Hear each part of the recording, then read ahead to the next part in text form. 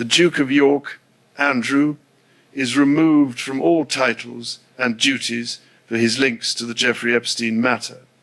The Duchess of Sussex, Meghan Markle, is likewise excluded for the same grave breach of trust. The monarchy will advance under William and Catherine with renewed integrity. A royal staff member has stepped out of the shadows with a claim that sent shockwaves through the palace. According to this insider, Camilla had been quietly shaping a strategy to edge Charles out of influence and position her own grandson on a future path toward power. The revelation triggered panic inside royal circles as old tensions resurfaced and alliances shifted. Fear spread that this plan had progressed much further than anyone realized, and now the truth about what was uncovered threatens to turn the monarchy upside down. The entire story began when a longtime palace servant overheard a private conversation inside Windsor Castle. While arranging fresh flowers in a room she believed was empty, she suddenly heard footsteps and recognized Camilla's voice along with two of her closest advisors. Hidden behind a large decorative screen, she listened as Camilla discussed Charles being occupied for hours, giving her time to review what they called a family security plan. The advisor spoke carefully about Charles's age, health evaluations, and statistical realities for men in their mid-70s. Then the discussion shifted to Camilla's grandson Freddy, and her tone changed with pride as she talked about his family background, values, and potential importance to the monarchy's future stability.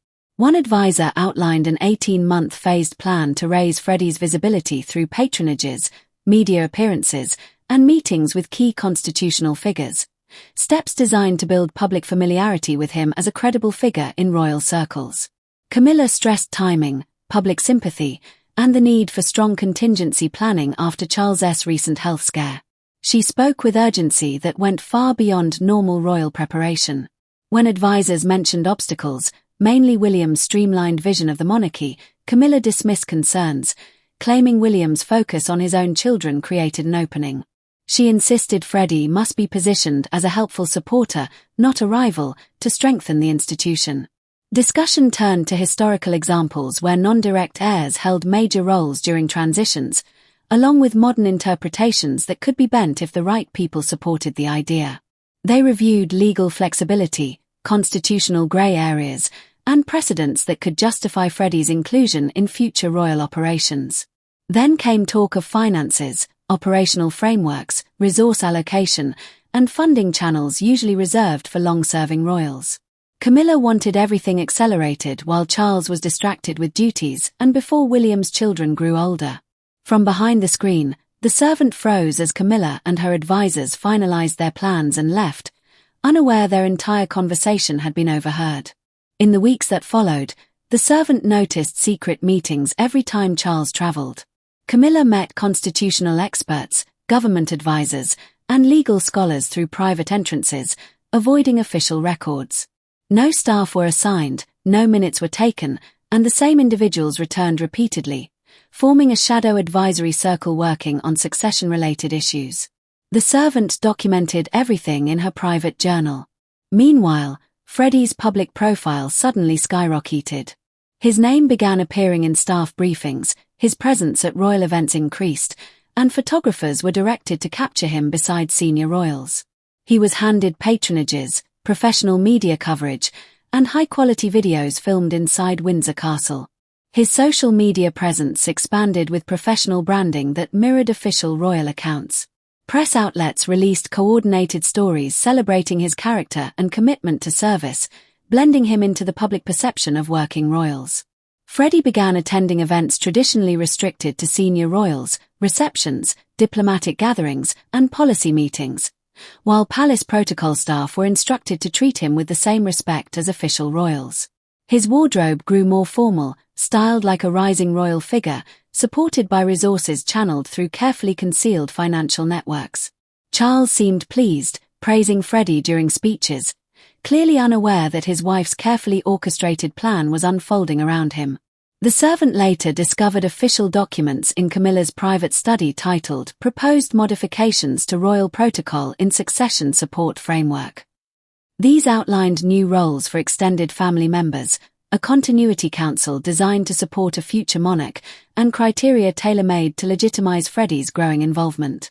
Financial provisions allowed trust funds, not the sovereign grant, to support extended family members serving in official roles. Timelines matched Freddy's rapid rise, proving the operation was already halfway complete. Most alarming was the secrecy. None of it had been shown to Charles or William. Camilla intentionally kept Charles focused on daily obligations, selectively filtering information and controlling which advisors reached him.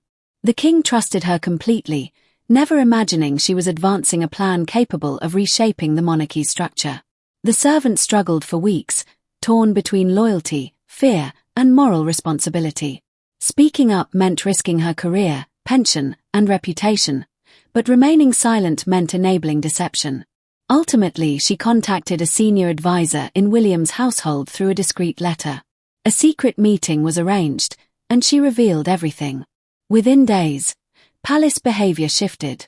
William made an unscheduled, tense 3-hour visit to see Charles. Freddy's appearances were postponed. His patronages were placed under review.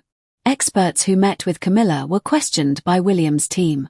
Camilla became visibly stressed, cancelling engagements and consulting lawyers. The confrontation eventually erupted behind closed doors at Windsor. Camilla left the room furious and tearful, while Charles followed looking devastated, as though his trust had been shattered. Investigations moved quickly. Staff members and legal advisors were questioned, financial audits were launched, and multiple experts publicly distanced themselves from Camilla's strategy. Freddy's rapid rise stalled, and media outlets noticed sudden changes.